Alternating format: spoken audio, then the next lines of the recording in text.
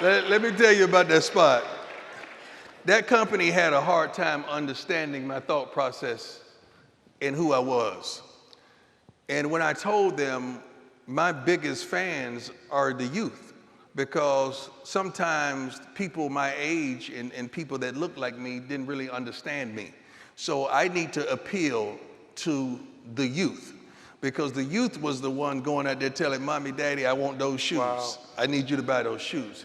So my marketing hat was always on, even at an early age, in an early stage of my life. And I was always comfortable around kids. So it's not far-fetched to understand why I'm coaching right now, because I have an affinity for kids and trying to progress them to be professionals, not just professional football players, but professionals, period. I wish the day that the draft was held, the next day we had a corporation in the Fortune 500 draft. Because see, I want my kids to be out there. Not just my biological kids, but my kids that play for me at Jackson State. We got 97% of these kids that are not going pro. What's going to happen to them? I need them to make a difference in life. I need them to be somebody. I need them to go and enhance their communities. I need them to make a change somewhere in life and to be great fathers and to be great parents and to be great kids. That's the mindset that I have for my youngsters. If there's, yeah, give it up. Exactly.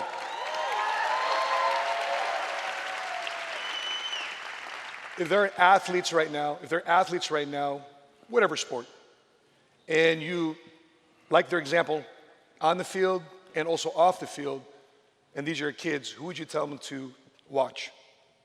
Jesus. That's player. A great recruiter, I hear. Yeah, but see, oftentimes you got to understand those things that you see, those things that you clap for, those things that you cheer for, those things that you idolize, they're not role models, they're models playing a role. You don't know who they are. You just saw them doing what they're gifted and blessed to do for 2 hours of the day. Could you imagine if the world got an opportunity to see you at your best for 2 hours a day, how your profile would just be enhanced, everything would be wonderful, everything would be so different, because we're showing you for 2 hours doing what you're gifted to do. But what happens to the other 22? See, that's where the problem occurs. That's where the trappings of life occurs. And so oftentimes we do fall into those trappings.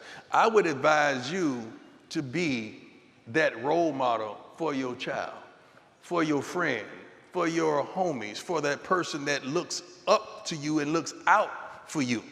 You need to be that person. The role model should be somebody you can touch. My mama was my role model, man. My mama was that. My mama was all that in a bag of chips and will cuss you out to this day and not stumble over a word. My mama worked and made sure ends saw one another, although they never met. My mother, even when I made it, she never asked for mink coats and gold chains and diamonds, although I got that for her. She's on her third home now, never asked for one. Because she was old school. She just wanted what was best for me.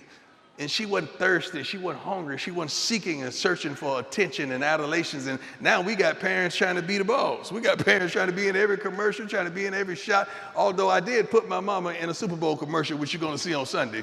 Yeah, awesome. I had to make her do that. But it's a different game out there, so we got to be careful who we're calling role models. But I truly believe the role model you should be able to touch. You know, when did that change for you? Because, you know, we all seen you with the chains, the jewelry. That was image. That was image. Okay. Something you could imagine. That was not me. See, I'm a marketer.